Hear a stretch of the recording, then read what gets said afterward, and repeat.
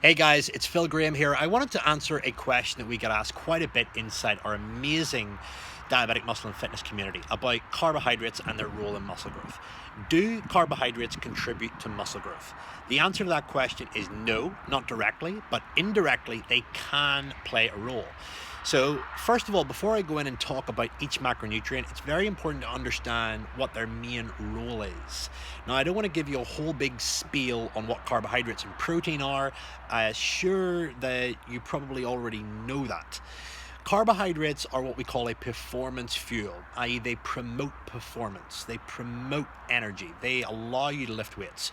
Weight training is an anaerobic activity and it relies predominantly on glycogen, stored carbohydrate.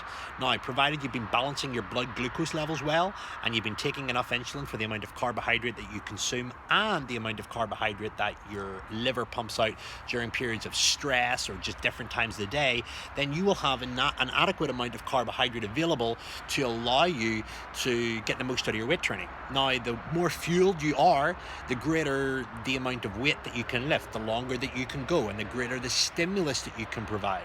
It's the same sort of concept that creatine, beta-alanine, and all those other aerogenic aids work, but carbohydrates are a lot more prominent in terms of its effects. So it allows you to train for longer, create a better stimulus, but the main thing after that, once you've stimulated that muscle tissue, is increasing protein synthesis even further and reducing muscle protein breakdown. So protein synthesis is the creation of new proteins. Muscle protein breakdown is obviously the catabolism or breakdown of amino acids in muscle tissue. Now, carbohydrate can reduce muscle protein breakdown, but it can't stimulate muscle protein synthesis. Weight training can. Now, whenever we bring in protein into the diet, protein is a recovery food. It's not a performance fuel, it's a recovery food. Whilst protein can be converted to carbohydrates in the liver via a process called gluconeogenesis, it is not really the most efficient way to get energy. Protein main role is to promote muscle mass growth, and provided your calories are in check and you're consuming enough of it, and you're obviously looking at strength in the gym as an indicator of muscle growth, and you're looking at your body weight, whether it's maintaining or whether it's increasing ever so slightly if your goal is mass gain, or if you're losing weight and you're dropping weight in a slow, tactful manner, then you can rest assured that you're safeguarding your muscle mass and in many cases promoting the growth of muscle mass. So understand that protein is 100% required for muscle growth. Carbohydrates is going to allow you to train harder, it's going to allow you to go for longer, but it needs to be balanced in line with your overall calorie intake and your ability to control your blood glucose levels.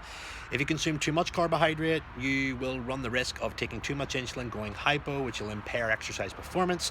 You also run the risk of increasing hyperglycemia, which both reduces muscle protein synthesis and increases muscle protein breakdown, i.e. rendering your muscle building efforts obsolete. So make sure that you understand clearly that you need to consume enough protein in your diet to allow you to build muscle. It should not be relied upon as a fuel. Carbohydrate is your fuel for weight training. If you're weight training 4, 5, 6 times a week, trying to build muscle, trying to max your lifts out, as a diabetic, whether you're taking insulin or not, carbohydrates are going to come in very useful. Carbohydrates also, all the different colors, different varieties, are a great source of fiber, phytonutrients, vitamins, and minerals. So again, provided your calorie intake is in check, provided you've got a colored diet, provided you're eating enough within your calorific needs, your weight training, carbohydrates are going to be very useful in the muscle building process. Now, many people talk about a ketogenic diet and people with type 1 diabetes and the benefits of going low carb. Look, I get it. But if you're sedentary and you're not active, that makes much more sense. If you're highly active, weight training, and using a form of exercise that relies exclusively upon carbohydrate, you're not going to be able to stimulate great lifts or go for long if your carbohydrates are restricted. Okay, so understand that. You've also got the whole social anxiety of eating out and limiting carbohydrates. That can really play in a lot of people's heads and affect long-term adherence, which leads to overeating episodes and just bad moods, and it can cause a whole go of issues.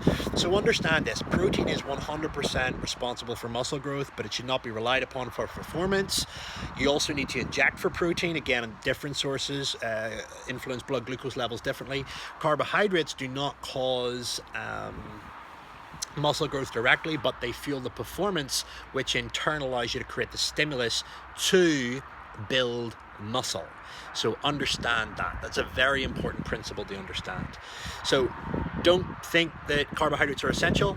They're needed in small quantities that are controlled, Protein, however, is essential for muscle growth and should be your main macronutrient that you focus on, provided that you have got good sound kidney health, you are keeping your dietitian and healthcare professional aware of what you're eating, you're managing your body fat levels, and most importantly, from a diabetic perspective, you are managing your blood glucose levels. Because if you're not managing those, you can eat all the protein, all the carbohydrate, all the healthy fats of the day, and they'll still not get to the right places. They'll not be processed or metabolized properly, and as a result of that, you will actually end up breaking down muscle tissue, because when blood glucose levels are high, catabolism goes through the roof. Remember, catabolism is about breaking down, anabolism is about growing up, okay, building up, okay. And if we want optimal anabolic effects with diabetes and muscle growth, we got to weight train at least 4, 5, 6 times a week. Again, the length of those sessions is highly dependent on how fit you are and how well you can recover.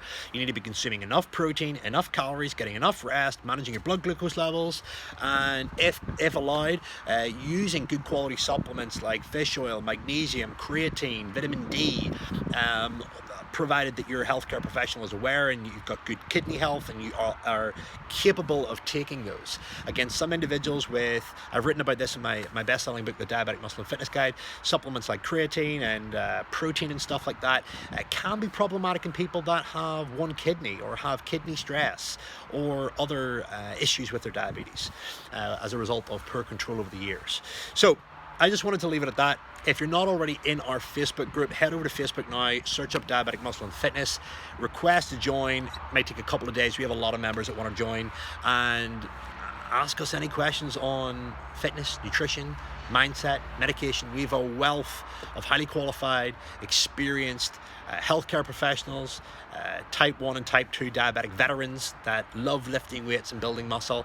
And of course, I'm in there as well, and I love sharing my story and helping you guys as much as I can. It's a great community. It's a thriving community, and we want you to be in there. So if you're watching this for the first time, take a couple of minutes to go to Facebook now, search us up, and go and request to join the Facebook group. Take care, guys. See you soon.